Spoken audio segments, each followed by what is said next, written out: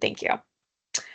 All right, so I just want to say welcome. I know you guys have been extremely busy recently, and I hope today's information will be really helpful for you guys with your kind of clean building performance and the strategic energy management plan that you guys are working on. Today is session 6. Um, and so just kind of brief agenda for today. We're going to start with our typical welcome and safety message, and then we'll go over some housekeeping. We'll review the previous sessions, and then we'll start talking about tasks 20 and 21, which are both part of section 6, that performance evaluation, which kind of ties back with the compliance piece to the CPBS. And then we'll review the webinar schedule afterwards, and then we normally have the resources at the end of the slide deck for you guys. Um, just as a reminder, this is session 6 out of the 8 2-hour webinars that we'll be doing to kind of focus on strategic energy management and the use of the 50,001 Navigator, and how you can connect that with the energy management plan requirements as part of the CPBS compliance. So for some quick safety and housekeeping, just please make sure that your surroundings are safe. If you're driving, please be in hands-free mode. Don't try to look at the screen, and if possible, pull over at a safe location. If you are in a building, make sure that you know your exit paths, and if you're at home, make sure there aren't any distractions or anything in your way. You are welcome to ask questions at any point in time during the webinar. We just ask that if you're not asking questions, please mute your mic. And as a reminder, we are recording all of the webinars, and by staying online, you are consenting to being recorded. And we will be providing a link to the recordings after today's webinar. So quick kind of review of the previous sessions. As a reminder, we've got our list of acronyms here: the Strategic Energy Management, SEM. The ENMS is that Energy Management System. We talk about our SEUs a lot. That's your Significant Energy Use. EMPI, we'll talk about this one a lot today, that Energy Performance Indicator. EMB is that Energy Baseline. And then we've got the Plan, Do, Check, Act, and Repeat cycle. So up to this point, we've covered all tasks 1 through 19. And so we went into pretty good detail with that planning section. That's going to be tasks actually 7 through 13, but we really focused on kind of creating those key pie charts in the beginning. Really just figuring out all that energy that's coming into your building. Do you have diesel fuel, natural gas, electricity, etc.? Figuring out how much of that, figuring out all that energy coming in, and then figuring out where that energy is where that energy is going, and really just trying to help you guys develop these 2 key pie charts. So thinking about what energy comes into my site, where does all that energy go? What are my energy performance indicators and those baselines? And then finally, what are my objectives, energy targets, and action plans? We covered all of that when we went through the planning section. And then we provided you a energy mapping template. This is completely optional, but if anyone has any questions about that tool that we provided, please feel free to ask at any point in time, either today or during our next one-on-one call. But we did provide that as a way that you could try to create those 2 key pie charts. And then when we got into task 13, we really talked about kind of those, we talked previously about that energy policy, those objectives and targets. And then when we got to task 13, we really talked about action plans and how those action plans can help you build and come up with small actionable things that you can do to meet those targets that you have set, and how those targets really help to support the objectives and to meeting that overall energy policy. And so the important thing about the action plans are that you want to define the who, the what, and the when of the action plan. Who's going to be doing it? What are you doing? And when is it going to be complete? Then some other things to kind of track and keep in mind. Is your action plan on track? And then once it has been completed, you want to make sure that it is successful. So going back and reevaluating those action plans to make sure that they were successful. And again, we talked about kind of that big picture, the energy success pyramid really starts with that wide base of those small actions to help build upon the completion of that energy policy, really getting to that policy. And so you got your small actions, and even those operational controls are going to help you to build that wide base so that you can succeed and get to that overarching goal that you might have for your energy management plan. And so again, we went through tasks 1 through 19 up to this point. And so today we're really going to be hopping into tasks 20 and 21. So tasks 20 and 21 are going to be that monitoring and measurement of the ENMS, as well as monitoring and measurement of your energy performance improvement. So we're going to look at both of those today. And again, just tying it back to the CPBS, this really is going to kind of help you think about that compliance piece, making sure it's really about monitoring and measuring and making sure that you're hitting those goals. Not just for your first time, but then again, when you have to reapply, are you still on track to be meeting that next energy use intensity target as those get updated and stuff. Um, And so again, it can help. It's not going to be directly related specifically to things that are there, but there's things that we're working on and doing as part of tasks 20 and 21 that can help build upon the things that you need to make sure that you're showing compliance and to make sure that you're going to be in compliance when you do have to submit those documents. And so as I mentioned earlier, we've got kind of that performance evaluation is what the section of these two tasks we'll be talking about today. And so performance evaluation has 4 tasks. And it's really all about the idea of checking on how you're doing for both your energy management system as well as your energy performance improvement. And so things to kind of think about in that checking portion is, are you effectively monitoring and measuring your energy management system and your energy performance improvement? And then how are your tracking systems working? And then next time we'll get into talking about those internal audits and management reviews, and you want to make sure you have all of those kind of set up.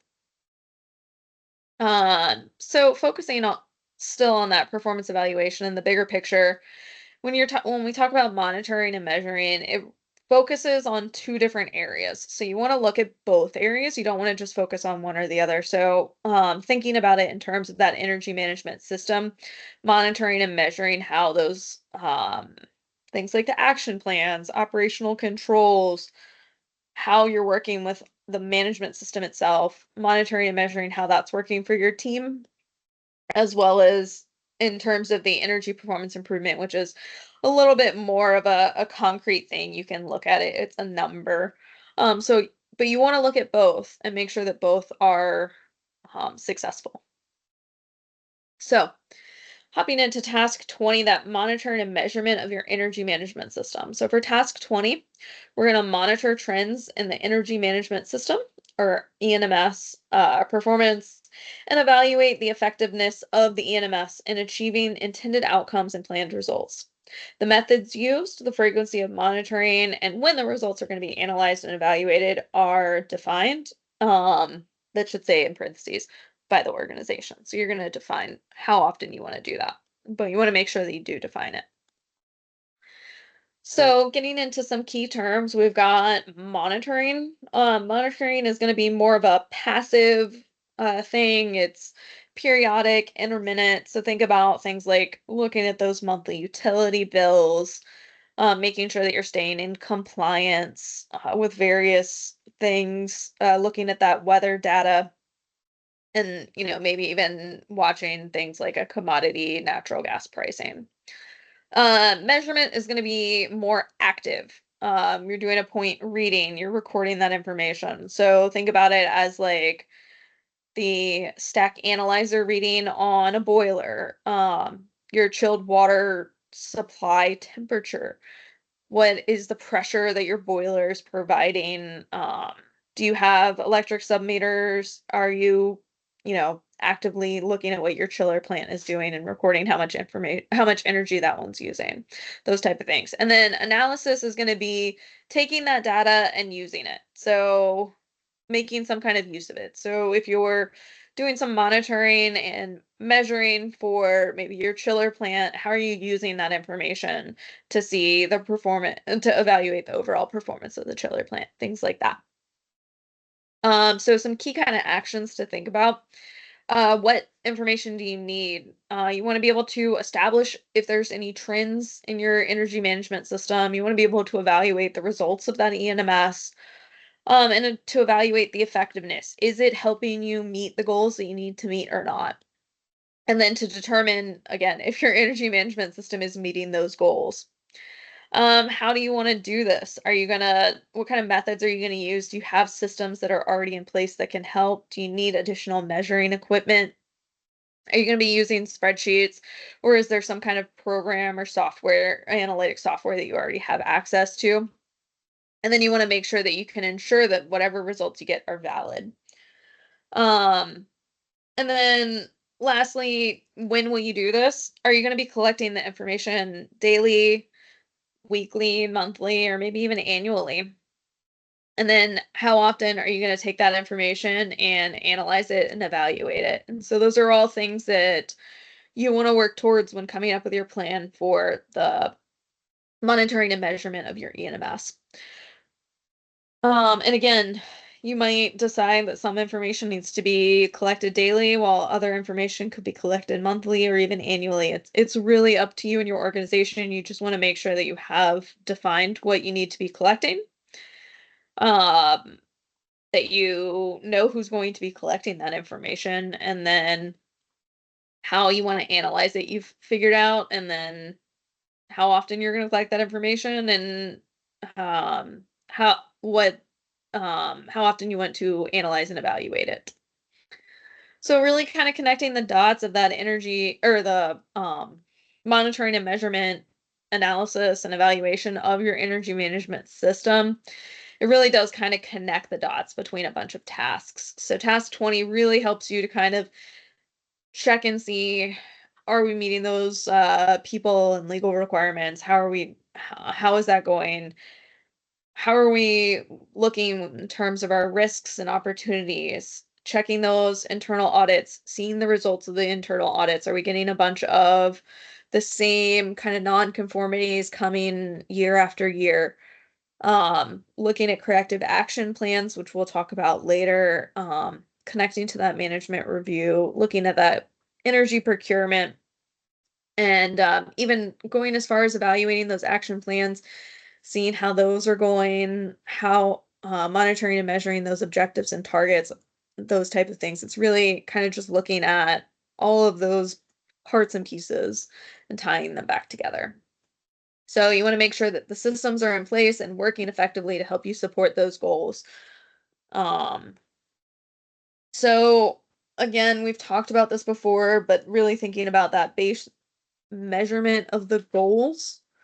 So again, those action plans, the who, the what, the when, is it on track? Has it been completed and was it successful? Really kind of keeping in mind and keeping tabs on your smallest scale goals so that you know whether or not you're going to meet those targets and whether or not you need to change those action plans or do more to be able to meet those targets. And so keeping track of how all of that is going. You want to make sure that, again, you're staying on track to be able to meet that overarching policy.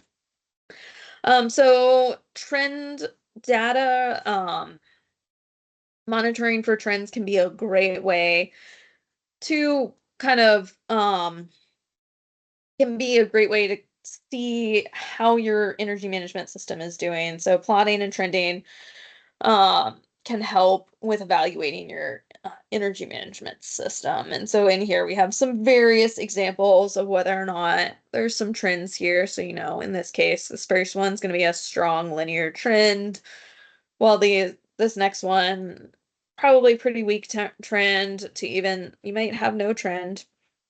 And so just kind of keeping in on track and monitoring and seeing if you have any trends. So, based on your current monitoring and measuring, do you think you have what you would need to make some graphic or otherwise trending of that data for your energy management system? So, just quick, put your response in the chat that either A, we understand and make excellent use of graphing and trending to evaluate our energy performance. B, we understand the value and have some use of graphing and trending. C, we have some understanding of graphing and trending and would like to use it more. Or D, we're not sure how to make best use of our graphing and trending. Great. It looks like both of you guys are we have the understanding of the value and make some graphing and trending, so that's great. Um, would either of you guys like to come off of mute and talk about some of the trending and graphing that you're doing right now for your monitoring and measurement?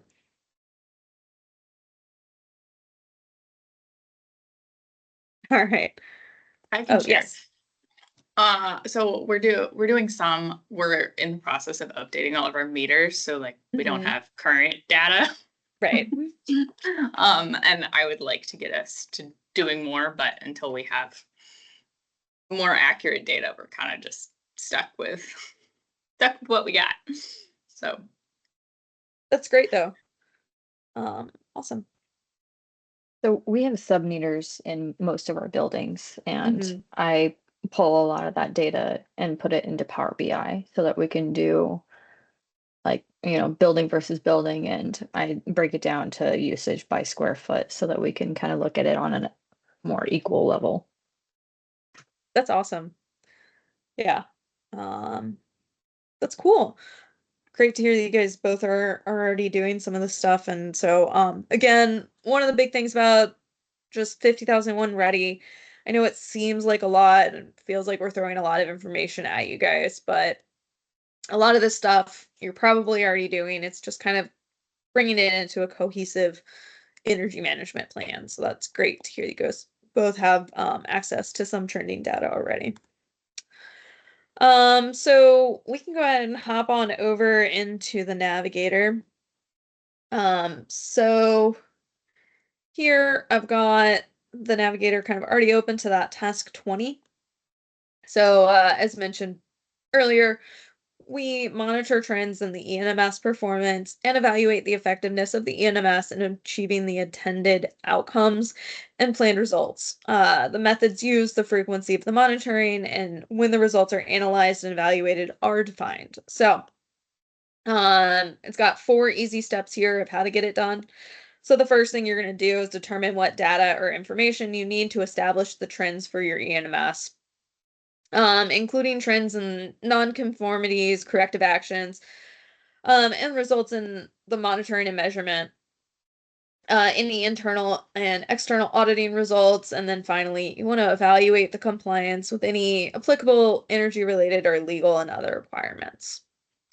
From there, you're going to determine what data you need to be able to monitor, measure, and analyze and evaluate the results of that energy management system and its effectiveness related to those intended outcomes and strategic goals.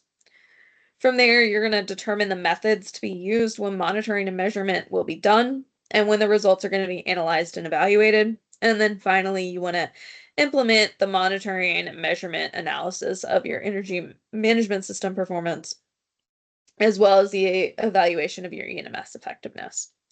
So if I hop on over to full description here, in here, the first thing we're going to look at is develop a plan to establish trends in that ENMS performance. And so, in here, it talks about the importance of kind of evaluating the effectiveness of your ENMS and what things to kind of think about. So, uh, here to evaluate the effectiveness of the ENMS, you want to use the performance evaluation and improvement process outlined below. And so start with that monitoring and measurement and analysis, and then evaluating the compliance with applicable energy related and legal and other requirements. So you define that back in task 2. You also want to look at the performing your internal audits to provide information on whether the energy management system is effectively implemented and maintained. So we'll talk about that next time with these internal audits. And then finally, or then next, you're going to have management review the ENMS. And as part of that review, you want to make sure that they determine whether they have ongoing suitability, adequacy, effectiveness, and the alignment with the strategic direction of the organization for your energy management plan. And then when you get to after you've done all that, finding and fixing any nonconformities and problems in the management system. So as part of these three kind of bullets here, that people and legal other requirements, internal audits and management reviews, you might find nonconformities, places where you weren't doing what you said you were going to do, and you want to just make sure that you find and fix them. It's all about the plan, do, check, act, and repeat. So kind of really monitoring, making sure that you're seeing how that system is going. So as part of this, some of the basic information that you might want to trend on top of the stuff that you're already looking at is, are you having repeated nonconformities, or are you having a lot of nonconformities? Um, Looking at corrective actions and seeing how they did. Did they prevent nonconformities from coming back? Looking at the monitoring and measuring results, again, of, maybe how your energy performance is doing, how your how your action plans are getting along, those type of things. And then looking at the results of any internal ENMS audits that you're doing. If you do decide to become ISO 50001 certified, then any external audit results as well. And then any results, the results of the evaluations of compliance with those legal and other requirements, as we mentioned before. So keeping some of that in mind, you want to make sure that you're doing what you said you were going to do, and keeping track of those results. So it's got some examples here for data to measure and monitor for that energy management system performance. And so in here, we've got examples of data that could be useful in evaluating your energy management system effectiveness.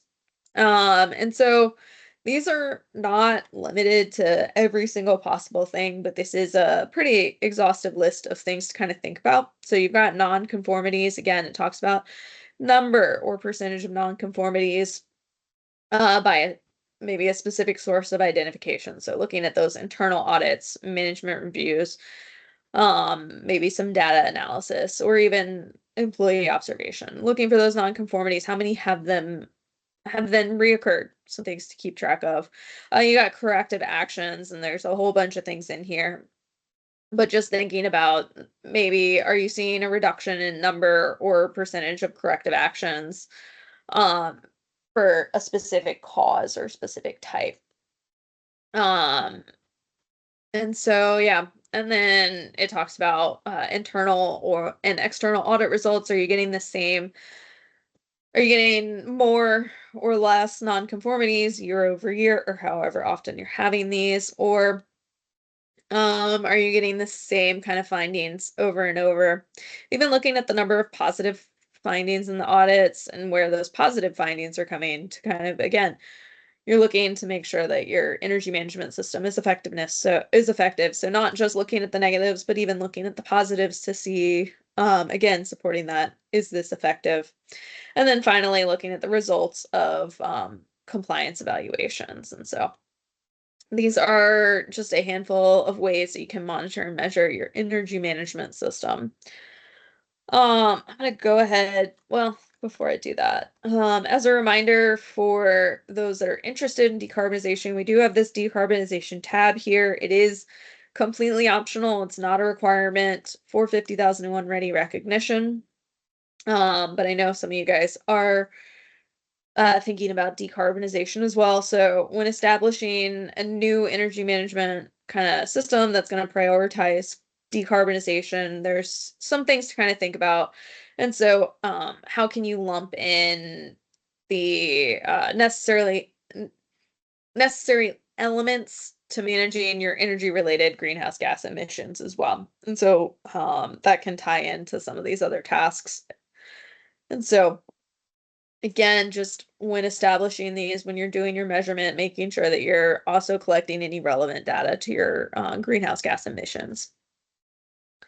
Now I will hop on over to the playbook. So I've got the task 20 playbook here. And so again, this was created to help Fort Liberty. And so at the very top here, we have the same thing that we just looked at on the getting it done page of the task. And so again, this number one is going to match this number one. So we're going to start off by determining what data or information is needed to establish those trends. And so you want to be able to check these boxes and say we've established this, and then add some additional information in here. So in this case, they have all the relevant playbooks that are connected to the process and that they use. The monitoring and measurement of key characteristics planning worksheet that is below to kind of track all of that. And then they also have these expectations and priorities include, and in this case, they have resilience, efficiency, and affordability. These were all added for at Liberty, and they also have the reduction of CO2 emissions. So in here, all of these priorities are also kind of included as they look at that.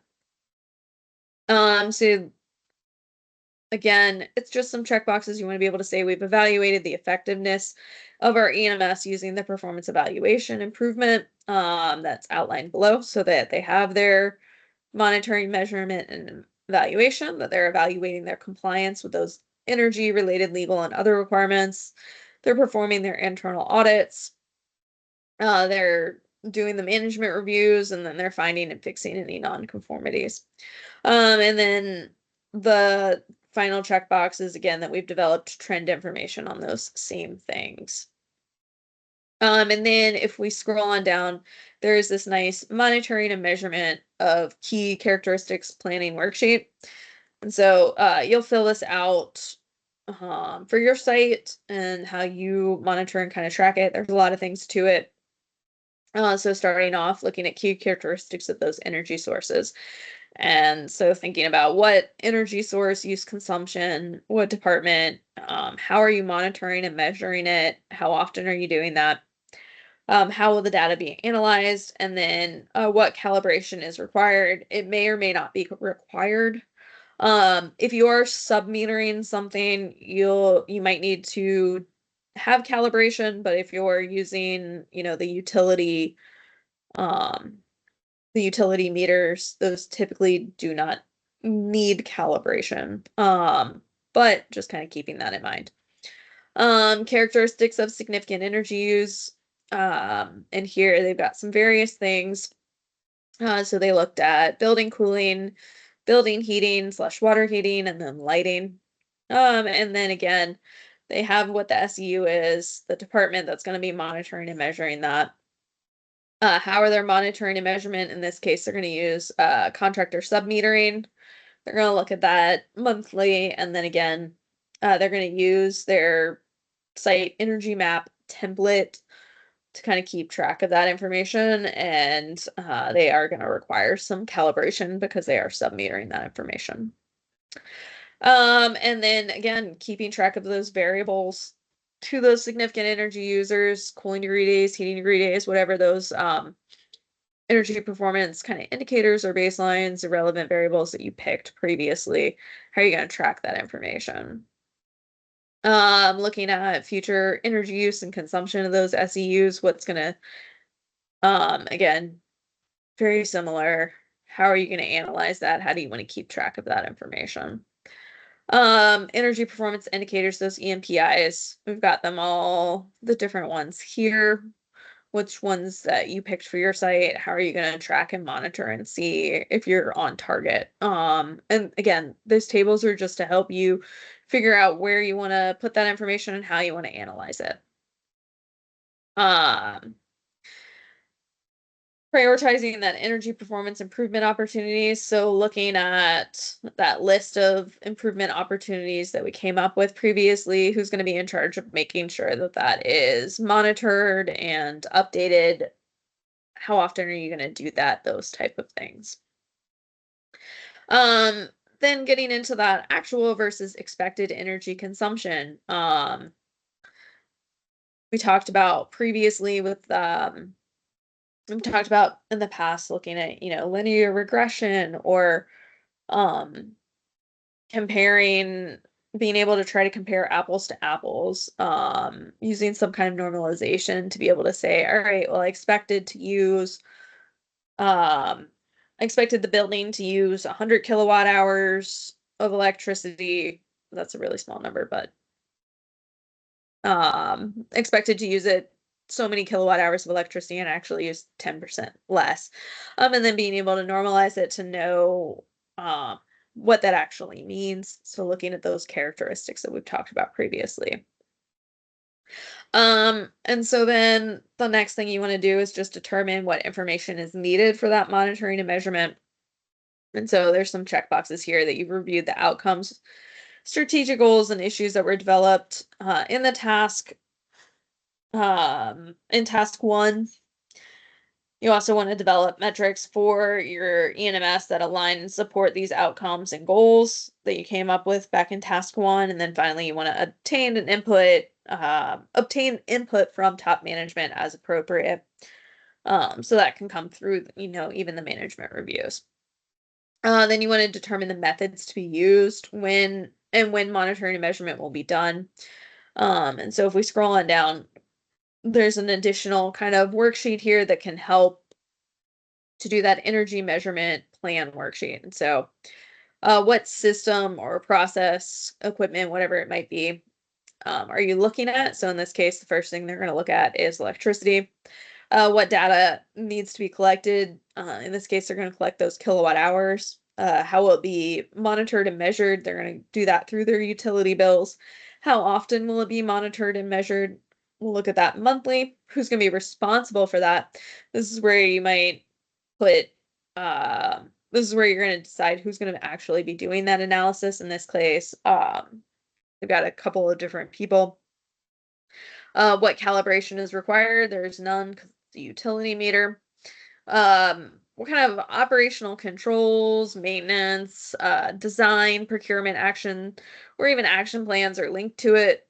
In this case, all of them, but you might have something different. Where's that data going to be recorded? This is important. What systems do you already have in place to record this monitoring and measurement data?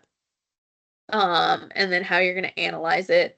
Again, do you already have a software that you're using, or do you need to record it somewhere else? What kind of significant deviations are required? And then how do you demonstrate performance? So in this case, plus or minus 5% of that same month, maybe the previous year, is how they're going to determine whether or not there was a significant deviation. And then how are they demonstrating that performance consuming less energy is better in that case. So just kind of coming up with the different things that you want to track and monitor. So they have electricity, natural gas, liquid propane, diesel, looking at that total site building square footage, and so on. So coming up with those things that are helpful for you. How much energy is the district heating plant? How much energy is it consuming? Those type of things. And so finally, you want to implement the monitoring and measurement analysis of your ENMS performance and the evaluation of that effectiveness. And so you want to just be able to say that you've checked all these boxes, and then finally that you've recorded all of those activities, and that you retain them as some kind of documented information. So that's really all there is to this task. We've got a helpful hint here that this task is going to draw heavily on information gathered as part of your energy review. So you want to make sure all of that data is well documented and organized. We talked about continual improvement, but throughout various parts of 50,001. We've talked about continual improvement, but continual improvement for this task really means that there is a set order to monitoring your SEUs, relevant variables, action plans, improvement opportunities, and improvement projects. And then finally, keeping in mind those key characteristics can be used to assess the performance of other key characteristics, such as improvement projects can be monitored by evaluating your SEU performance.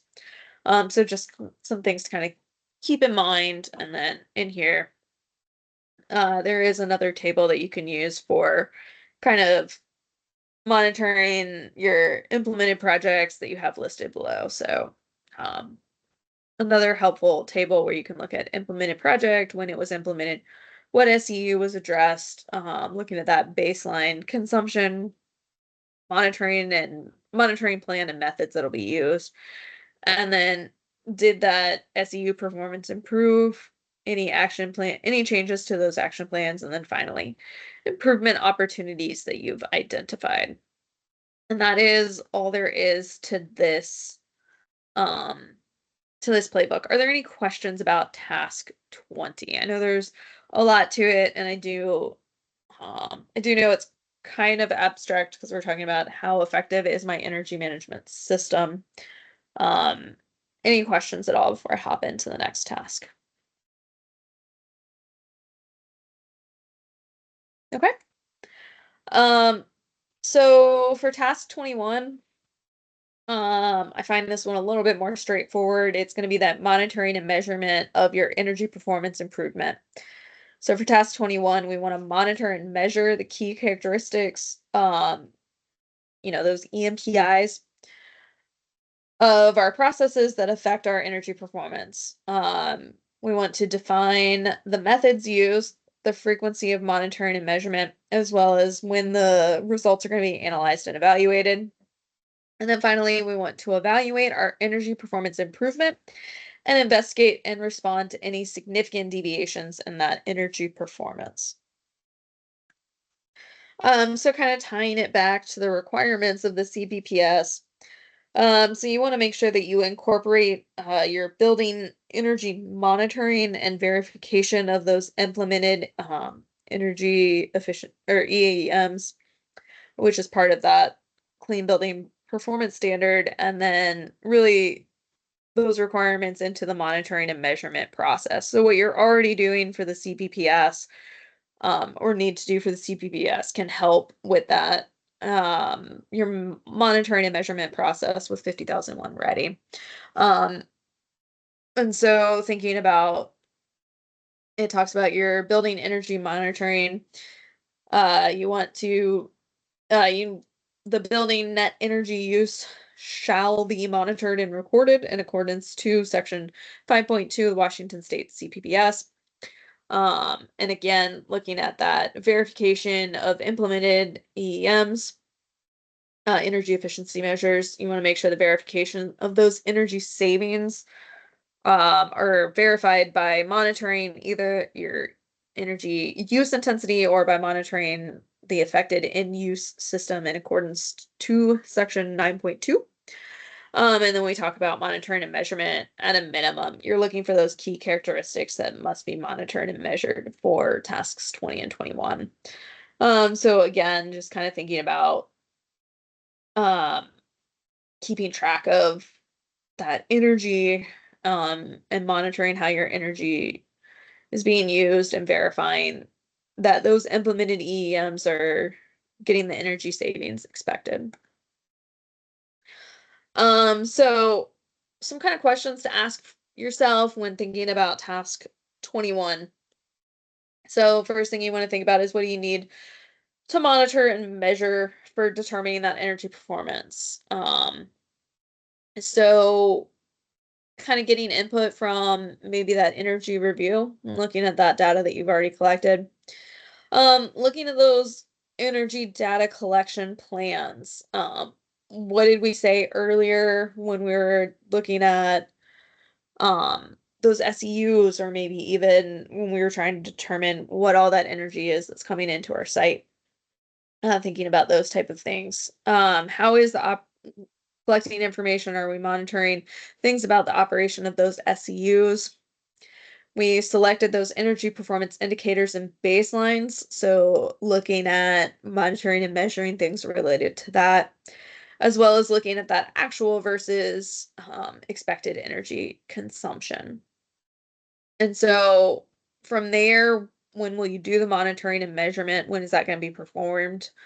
Um, and then how are you going to evaluate energy performance? So how are you going to be able to look at um, maybe, or I guess with the next point, what methods we use to determine energy performance improvement? So again, thinking about it in terms of that energy use intensity number that you are doing for the clean building performance standard, and the weather normalized one, especially weather normalized, making sure that you are doing things like normalization so that you can compare August of 2023 to August of 2024, because the weather could have been wildly different. One year might have been 5 or 10 degrees hotter on average. And so it's hard to compare how much energy I used from one year to another if I'm not making sure that I'm tracking the information of those relevant variables. And then making sure that you've defined the criteria for significant deviations in that energy performance. So task 21 connects the dots between a lot of the other tasks that we didn't look at a second ago, more of the engineering, but some of the same tasks.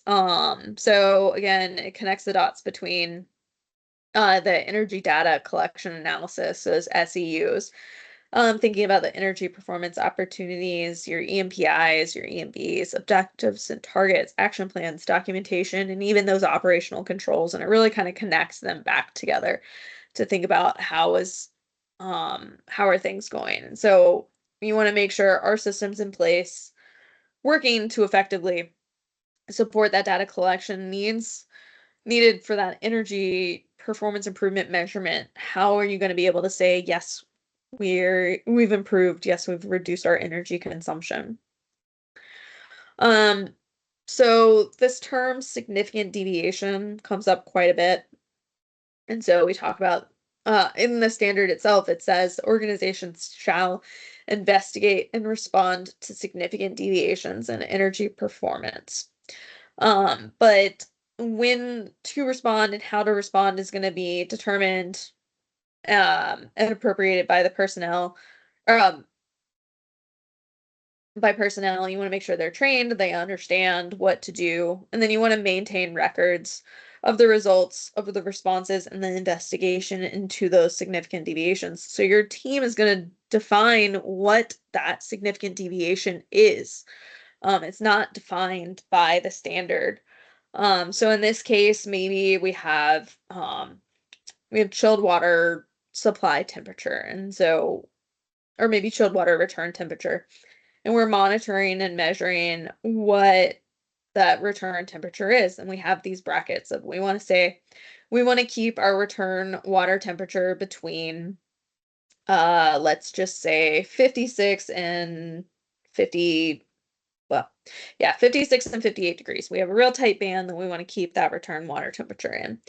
And we want to investigate if it's outside of that band. And so in this case, maybe they had a reading of 60 degrees or 65 degrees for that return water temperature. So you want to investigate, why did that return water temperature come back so hot? What was happening? Um, and so that's just an example of like, hey, how we've set what our band is, we're tracking and monitoring, we see through our measurements that we did have a time where we were outside of that band. Let's go back and try to figure out what happened so we can try to prevent in the future that same significant deviation happening over and over. And so that's just some things to kind of think about or keep track of. Figuring out what is important to your organization to be able to see that energy performance improvement, and then coming up with what a significant deviation means outside of those. And then again, you want to be able to assess and document. So thinking about what happened. Why did the water come back so much warmer than we expected? And what can we do? How can we prevent this from happening again? So really just going into it and investigating any of those significant deviations that you have so that you can help to prevent them from happening again. And one important thing, maybe um, communicating within your site. Maybe you have a couple of different buildings that have their own chillers. Once you've found this significant deviation, making sure that you share that information with other groups because maybe you can prevent it from happening somewhere else as well. So thinking about those relevant variables, I know we've talked about these plenty of times before, but as a reminder, a relevant variable is going to be something that impacts your performance. So that makes it relevant, but it also is typically will change. So again, a variable. Thinking about things that affect buildings in particular, it's going to be those weather conditions. So heating degree days, cooling degree days, humidity. But additionally, outside of that, how many people are in your building? What hours of the day are the building open? Is the building open on the weekends? Those are all examples of relevant variables that'll affect the energy performance of your building. And so you want to be able to track and plot that information.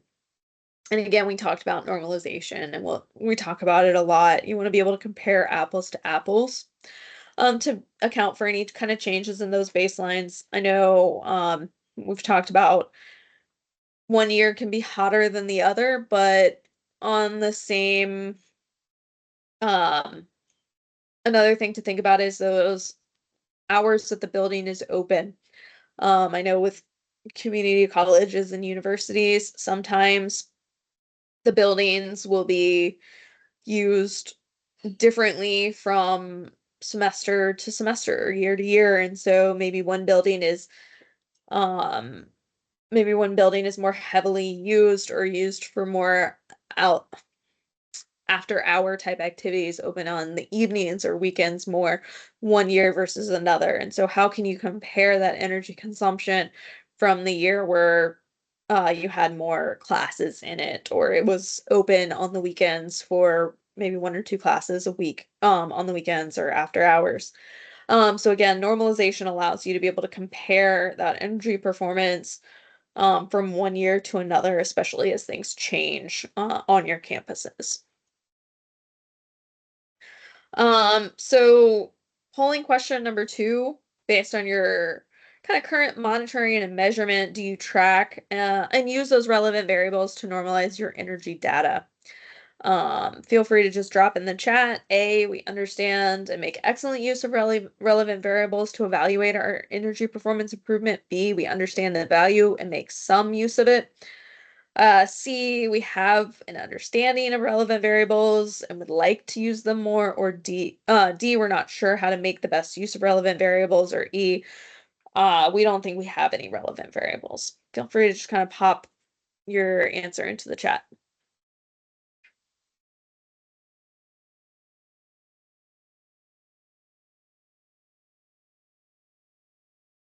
All right. Um, that's great. I'm glad that you guys oh.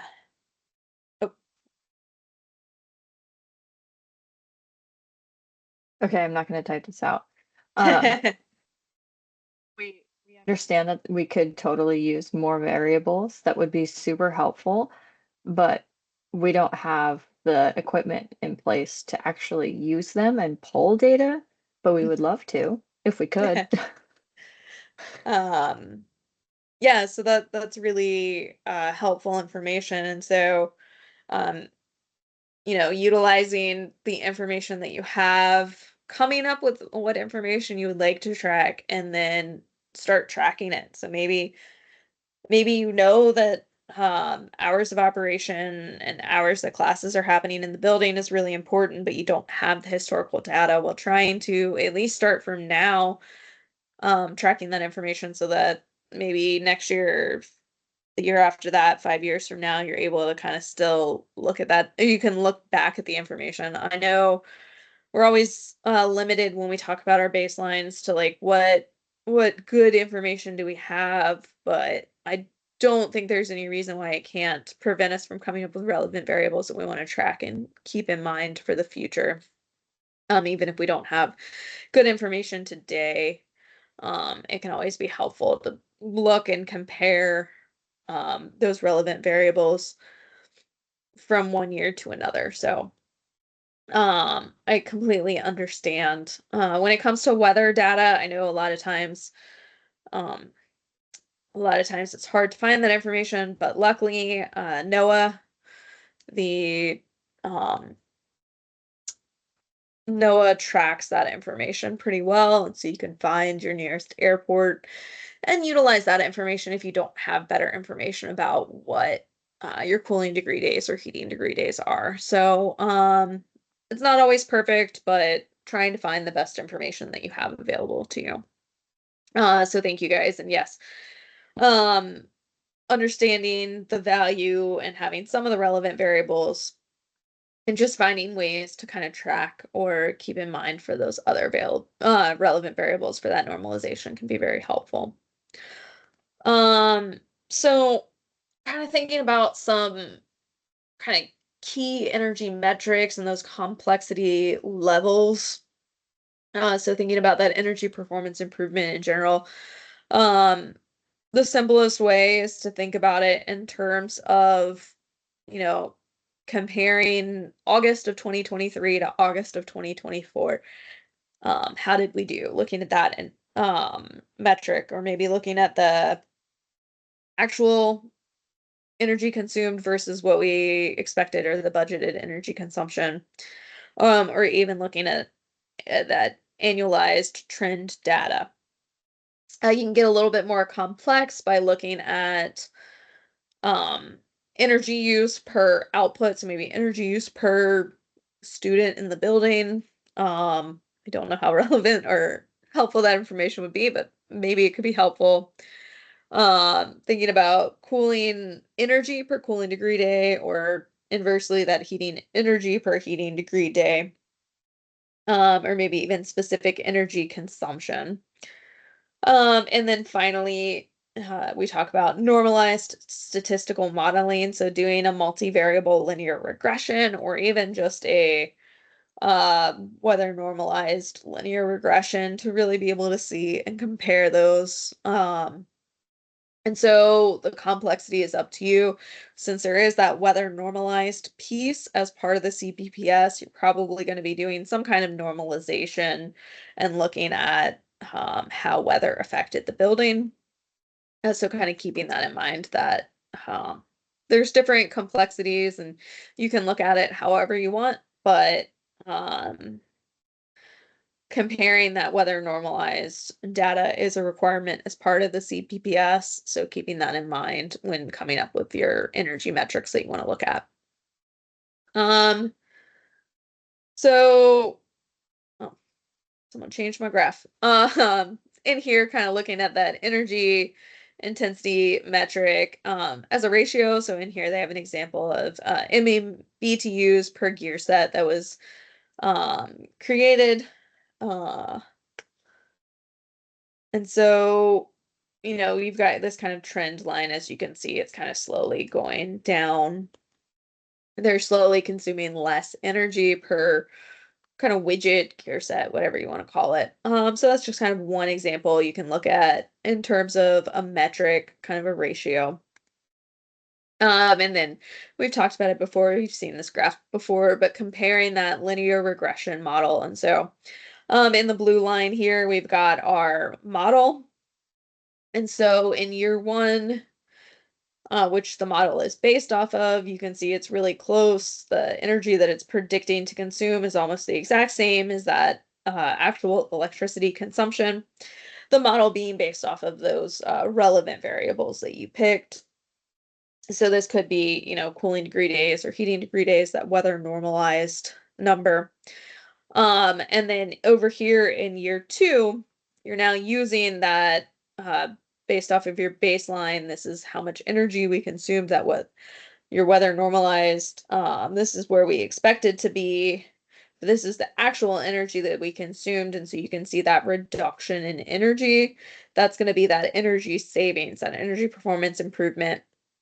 And so you can really see here that those things that you implemented were part of that energy reduction, if all things had been equal from year 1 to year 2. If you had done nothing, this is where you would have been. And so sometimes this is really hard to see, especially if it's a very warm year. If you're not, compared to a cooler year, if you're not doing that weather normalization, because the actual energy consumption um could look like it was higher, but had you done nothing, you would have consumed even more. And so that's something to kind of keep in mind when um thinking about, do I want to do linear regression?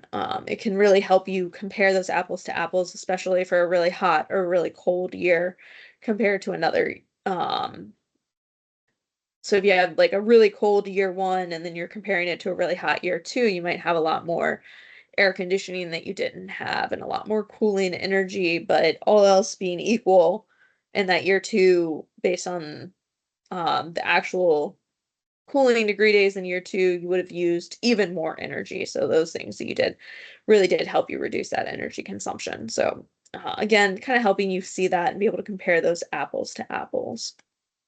So I'm going to go ahead and hop on over to the navigator. Um, all right. So for task 21, you've got your monitoring and measurement of the energy performance improvement. And so in here, we monitor and measure the key characteristics of processes that affect our energy performance.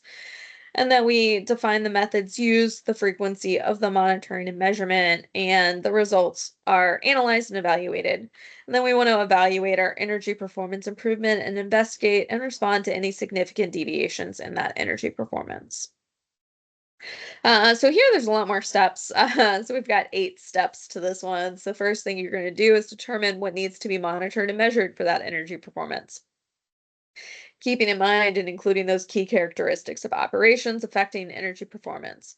Um, you want to use the data and information that you've gathered in your energy review, part of your energy data collection plan, your analysis of your SEUs, your EMPIs, and those EMBs. Then for each metric, you want to define the method for monitoring, measuring, analysis, and evaluation. And then you want to define how often and when those results are going to be analyzed and evaluated. You want to implement all needed monitoring, measurement, and analysis that's not already in place. Um, so, if you determine as part of this that you want to have sub-meters, you want to go ahead and implement adding that. You don't have to have them, but if you determine that you want them, going ahead and putting them into place. Then you want to evaluate your organization's energy performance by comparing those EMPI values to those corresponding energy baselines. And then for performance metric and energy, for each performance metric in the energy measurement plan, you want to define the criteria or parameters for that significant deviation in energy performance. So what does it mean to significantly deviate to you as a site? Then you want to establish a process for investigating and responding to those deviations. And then you want to retain the records of those results. Then you want to train the appropriate personnel on how to identify and respond to significant deviations in energy performance, as well as finally, you want to record the results of that monitoring and measurement. It's really important to have those results. So when we jump over here to the full description, we'll look at first at determine and implement what needs to be monitored and measured for that energy performance. Again, as mentioned earlier, it really kind of ties back to some of these tasks that we did as part of the planning. So, looking at that energy data and analysis, task 8, looking at that data that we collected. So looking at the collection and analysis of the energy consumption by type. Um, and then here for the SEUs, you analyze data to determine those SEUs and perform the analysis to determine the relevant variables. So pulling that information, looking at those EMPIs, and you want to make sure you're monitoring and analyzing your energy performance indicators as well as those baselines. Looking at the objectives and targets you set, and then implement a monitoring of those objectives and targets. Are you going to be able to meet those goals that you set in those objectives and targets? Are you on track? And then you want to define the results of that action plan to be evaluated, including the energy performance improvement verification method and verification methods to be used. So as an organization for your performance, you want to determine what needs to be monitored and measured. How do you want to say, yes, we're meeting our goals? How do you want to show, that? What does that mean to you guys? What do you need to be monitoring and measuring to be able to say, yes, this is effective? What kind of methods will you use to ensure valid results from your monitoring, measuring, analysis, and evaluation? How often are you going to be doing that monitoring and measurement? And then when are you going to analyze the data?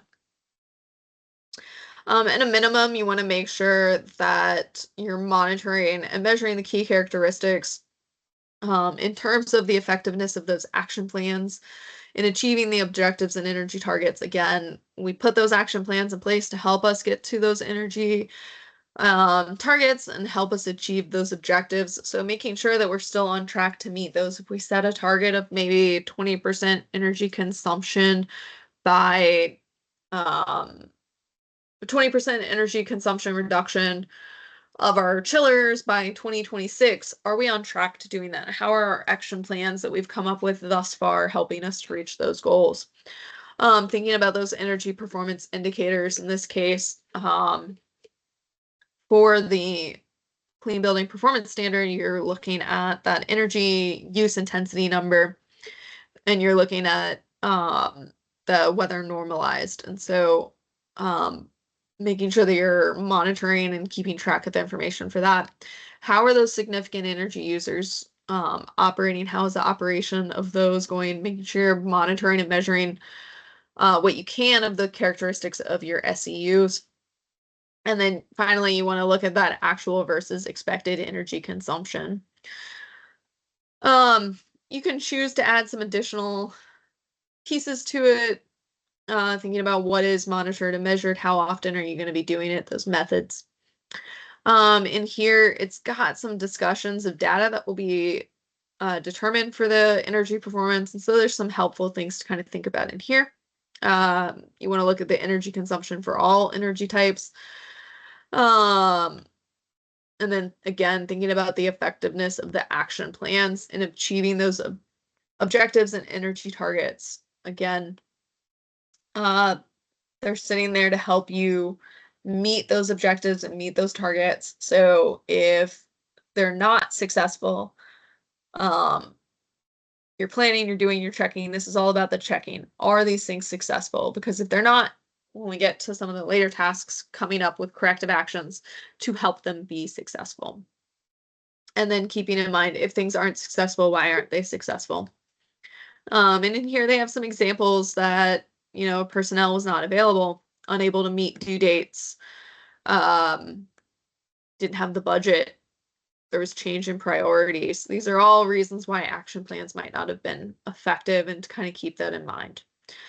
We talked about the energy performance indicators and the operation of the SEUs. It's really important. Those SEUs, we pick them for a reason. They're significant energy users. So you do want to have data on the relevant variables that affect them, and you want to have some way of estimating or knowing how much energy consumption was related to those. Knowing what those operational criteria are can be very helpful as well. So just kind of keeping in mind those operations, the SEUs, again, we picked them for a reason. Most of these sites picked something in terms of HVAC. And so keeping track of how much energy that's consuming. And then looking at the actual versus expected energy consumption. And then from here, if we go to the set and implement criteria for significant deviations, kind of thinking about what does significant deviation mean? How do I know if my deviation is significant in terms of what it means for my site? So some examples of different things you can think about: values outside of control limits. I talked about having a band of acceptable chilled water return temperatures, and so being outside of that. Maybe you have a percentage of variation of value. Maybe there's something that you expect to always be a specific number, and if it's more than 5% above or below that number, could be when you want to look at that as a significant deviation, maybe some trends identified. Variations in the energy performance indicators, maybe looking at that energy use intensity, and you have a specific thing in mind. If I'm more than 5% off of what I was previously, I needed to investigate why that was, what happened. Again, looking at specific variations in that SEU performance. Um, Maybe you have chillers on your site and you're submetering those chillers specifically, and you found that they used more energy or some kind of specified variation that you're like, oh, okay, I need to look at what my chillers are doing because there was a spike in energy consumption. We've got other things you can think about, maybe change in equipment efficiency. Maybe you're tracking how much cooling is being provided by a unit, and you're also submarinering it, so you can see how much electricity it's using, and you can see suddenly the equipment that's normally has a specific energy consumption is now suddenly consuming way more energy for the same amount of cooling. That could be a reason why you want to evaluate or look further into it. And so these are all different things that you can track or keep in mind. You don't have to do all of these. It's just what makes sense to your organization and what data you have available to you. Again, I know it's been mentioned before that sometimes you don't have all of the data that you would love to have. So use the data that you do have, and then if you do identify something, coming up with an action plan to put into place additional monitoring or measuring equipment could be helpful. But again, using what you have, don't try to reinvent the wheel right away. Using the information you have to help with that for picking those for finding those significant deviations. And then if there's something else that you want or need, coming up with a way to be able to track that information moving forward. And then it's got an example in here. Again, in this example, it says your organization may decide if electricity consumption for a current month increases by more than 10% over the previous month, that's considered a significant deviation, and that you're going to look into it.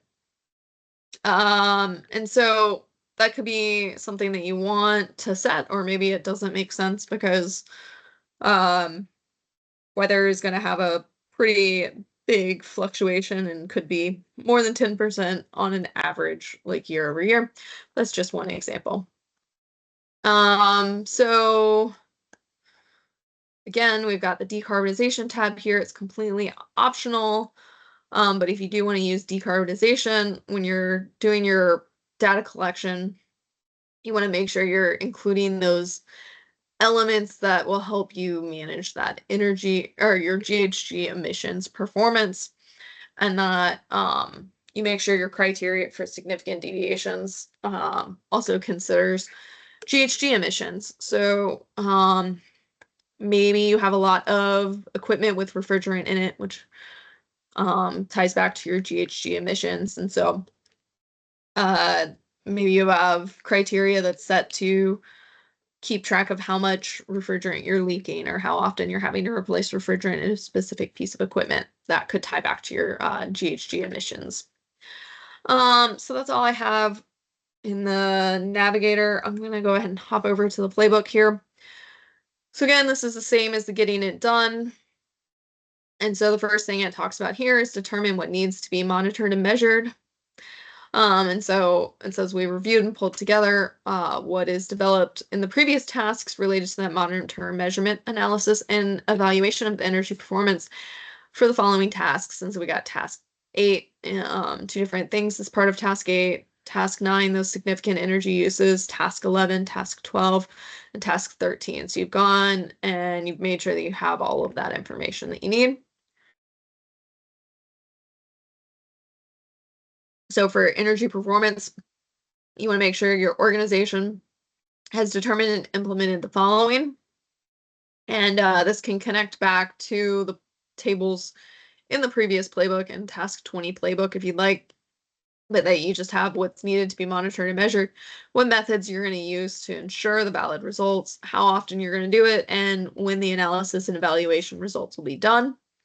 And very similar here for those key characteristics of your operations that affect energy performance. You can use those tables in the previous playbook, and you want to just make sure those characteristics include the effectiveness of action plans, EMPIs, operations of the SEUs, and those actual versus expected energy consumption. And then for each metric, you want to determine the method used for that monitoring, measuring, analysis, and evaluation, and determine how often and when those results are going to be analyzed and evaluated. You as an organization decide that. Maybe once a month you want to look at and see how you did for the previous month. Maybe every day you want to look at something, or maybe you just want to look at it annually. It is up to you as an organization. And so again, you can connect back to the previous playbooks and the stuff that you did for, in this case, looking at task 8 and 9 playbooks, as well as that energy mapping template, just to help kind of profile the organization's energy use and consumption, as well as determining the organization's significant energy uses, identifying and prioritizing that energy performance improvement opportunities, and developing your energy performance indicators and baselines. So that's all going to help you with that energy review and data collection analysis. So in here, again, it's just some more checkboxes saying, yes, we're doing this. We're monitoring it. In this case, they're using a specific reporting program. You probably have one that you prefer, whatever that might be. And so if we scroll on down, we have this data collection management matrix. And so in here, they just indicate all of the data that they want to be collecting, what the source is, where the data is going to be kept, how they're going to get that data, what kind of method they're going to use, how often they want to do it, and then in this case, is it needed for the management review? And it's not needed directly for management review. So in this example, for the first one, they're going to have their electricity utility bills. It's going to be on their server. They'll do that through the review of the bill, and they'll manually enter the data into that data location, and they'll do it monthly when they get the bill. Then you want to evaluate your organization's energy performance by comparing those EMPI values to those baselines. And so you have the effectiveness of the action plan and achieving the objectives and targets. And so you want to be able to say, yes, our action plans are analyzed and evaluated for appropriate reproduction in other processes or areas. So yes, they have a successful, in this case, they said, yes, they have successful energy improvement projects are analyzed for use in other facilities across the site. When projects failed to meet those targets, they've analyzed and evaluated to determine those shortfalls. So you want to be able to check this box and say, yes, you're on track and you're performing some kind of root cause analysis for any poor performance. You're just trying to figure out what caused poor performance. And then when action plans are not generating the intended results, you want to make sure that you're that they are modified as needed. Again, it's that plan, do, check, act, and repeat cycle. And that the indicators of those action plans not being effective could include any of these. You got very similar, those EMPIs, operation of the SEUs, again, that expect actual versus expected energy consumption. And then again, for each performance metric, we want to determine the criteria or parameters for significant deviation. So you want to make sure that you've set some kind of parameters to determine and identify any deviations.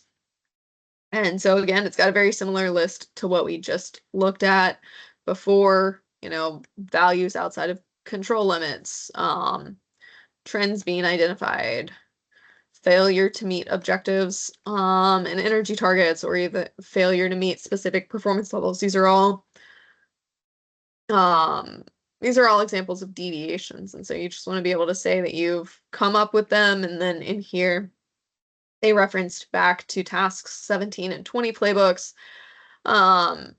where they put some planning things in place for the controls to identify those deviations. And then you want to make sure you implement and determine the criteria to evaluate if a deviation is significant. And in here, again, you just want to be able to check these boxes and then put any additional helpful information. Then you want to establish a process for investigating and responding to those significant deviations. So you want to be able to say, yes, our organization investigates and responds to significant deviations. And yes, our organization maintains a corrective action process to address significant deviations. When we get into the corrective actions next time, we can look into that a little bit further on what that means and what kind of process you can put into place.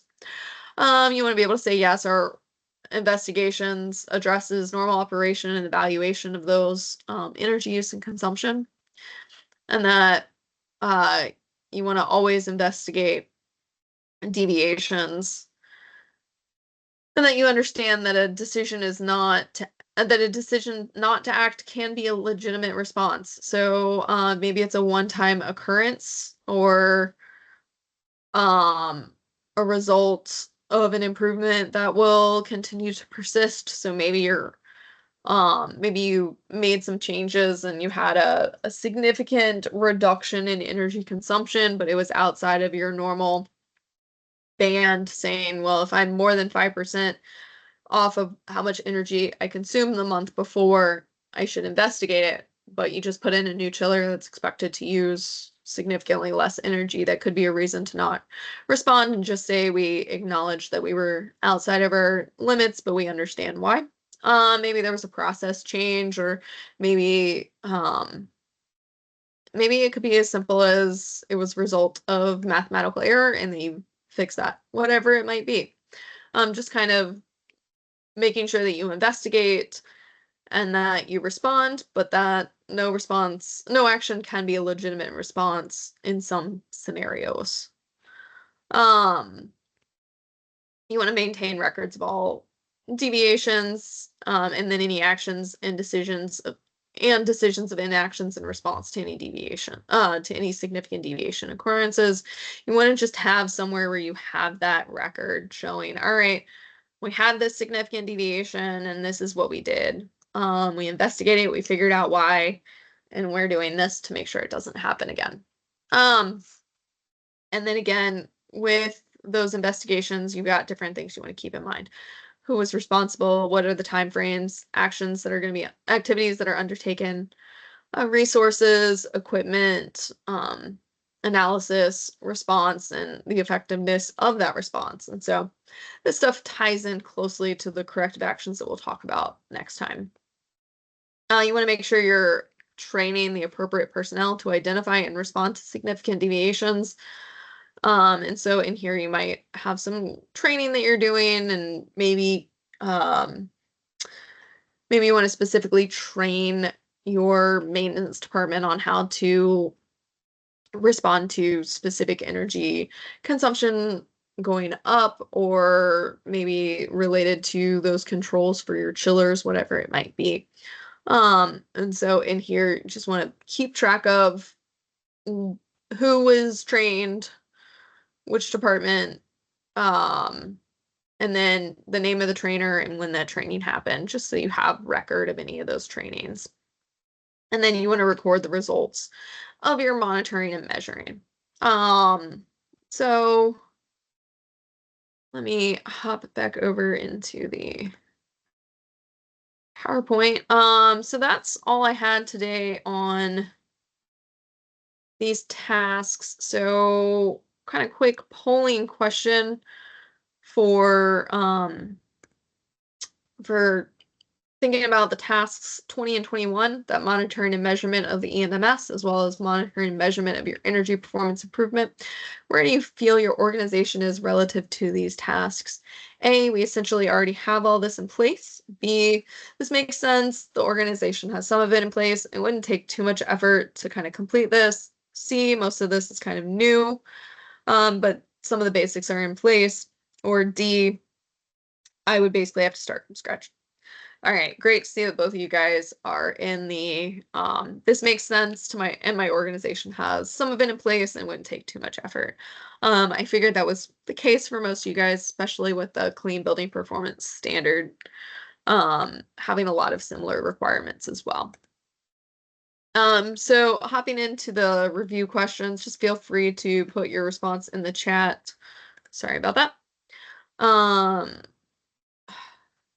So for sorry. So for question number 1, both tasks 20 and 21 for monitoring and measurement of your EMMS and your energy performance improvement apply to what section of the plan, do, check, act cycle? Plan, do, check, or act?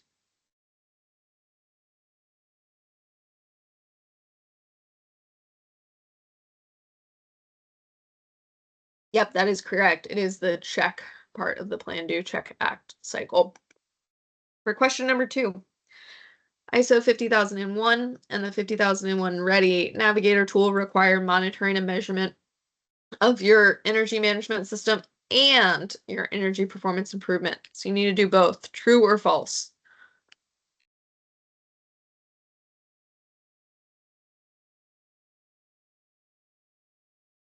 Yep, that is correct. It is true. You want to monitor and measure both the EMS and that energy performance improvement. Question number 3, for task 20, monitoring and measurement of the EMS. Which of the following could be considered a monitoring method for your EMS? You can review the trends of nonconformities and effectiveness of associated corrective actions. B, reviewing and trending the results of internal and external audits. C, evaluating the compliance with applicable energy-related and legal and other requirements. Or D, all of the above.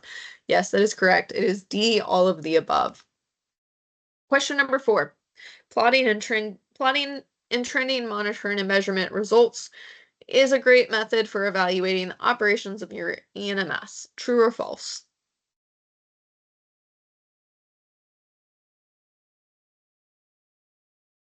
Yep, that is correct. It is true. Plotting and trending the monitoring and measurement for your EMS can help you evaluate how your EMS is doing. So review question number 5. For task 21, when planning for monitoring of your energy performance, who decides and defines what is considered a significant deviation? A, your local state government's environmental department. B, the U.S. House of Representatives. C, ISO 50001 standard in section 9.1.1. Or D, your organization.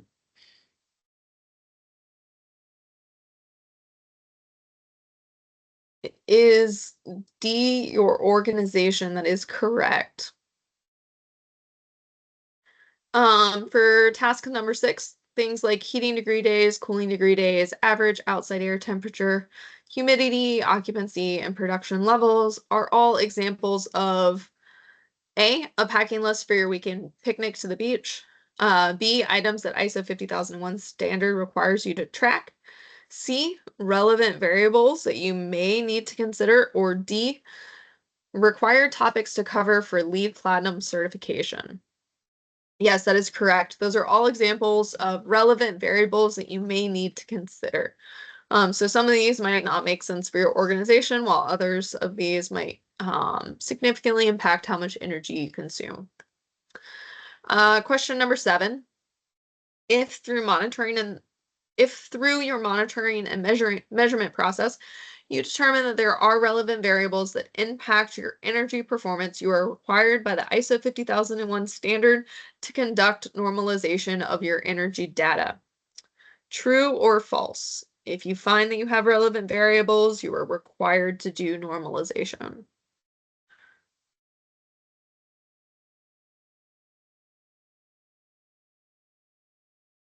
All right, so this one actually is a requirement. If you do have any relevant variables, you are required to conduct normalization. And most sites will have some kind of relevant variable. I might have not been super clear with that since you're already required to do normalization as part of the Clean Building Performance Standard as well. But it is a requirement here since you have that kind of weather normalized data. You'll want to make sure, again, that you're doing that normalization here as well as for the Clean Building Performance Standard. For question number 8, which of the following methods could be used to evaluate your energy performance indicators and overall energy performance? So total energy consumption per unit of production, multivariable linear regression analysis. C, total energy consumption per square foot of your campus buildings, or D, all of the above. Yes, that is correct. It is D, all of the above. So we're just going to kind of briefly look ahead at today's at the schedule. So up to this point, we've gotten through tasks 1 through 21.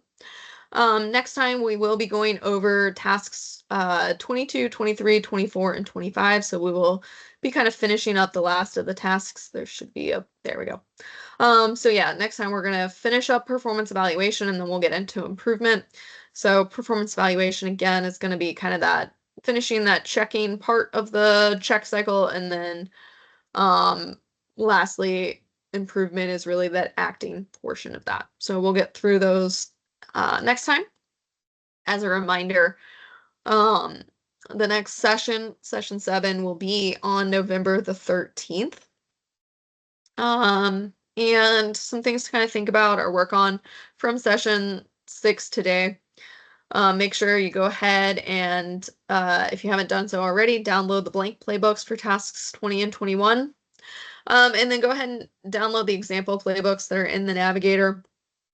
I didn't show them, but there are plenty of example playbooks. As a reminder, if you come over here to the playbook tab, we've got some additional options beyond the Army ones that we'll be providing, so you can download the example playbooks for the federal agencies, water treatment, and even hotels. So these might have some helpful additional information for you guys if you'd like to look into that. So go ahead and download those other example ones. We'll be sending out the example Army playbooks along with the PDF and the link to the recording. Continue to work on tasks 1 through 19 and complete anything that you haven't already, and continue to work towards completing what you haven't already completed up to this point. And then during our next one-on-one calls, we will review tasks 20 and 21, as well as we can talk about anything from tasks 1 through 19. As a reminder, this is our one-on-one call schedule, and our next calls will be on Wednesday, October 30th and Thursday, October 31st. And so I will talk to you guys then, and again, we'll cover tasks 20 and 21 plus your progress up to this point. Let us know if you're not able to meet on either of those days, and we'll work with you guys to find a different time or day to meet. And finally, to prepare for session 7, go ahead and look at the Getting It Done tab for tasks 22 through 25, and feel free to go ahead and download those blank playbooks. And then things to kind of think about for session 7. Have you selected who those internal auditors will be? And have you set up an internal auditing plan? Are audit findings recorded and corrected? Does your top management review your energy management system periodically and provide input and guidance? And then finally, do you maintain records of any nonconformities and actions taken and the effectiveness of correction corrective actions. So those are all things to kind of think about and be prepared to discuss during the next session 7. Final polling question. After listening to today's webinar and now having covered tasks 1 through 21, how do you feel about implementing 50001 Ready based energy management system? A, still overwhelmed. B, overwhelmed but feeling better. C, cautiously optimistic. D, encouraged. Or E, ready to get ready.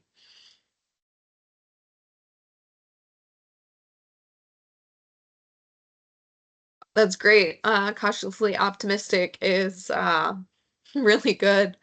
I'm glad you guys aren't overwhelmed too much. So thank you. And here again, we have our resources for 50001 Ready, as well as the Clean Building Performance Standards. So these are just some helpful links if you have any questions or anything you need to get to for either of those.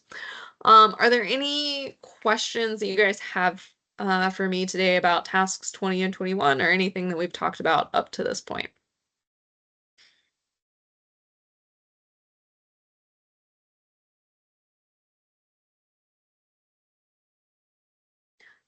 All right, well, if there aren't any questions, that's all I have for today. So I just want to say thank you guys, and I'll talk to you in 2 weeks when we have our one-on-one calls.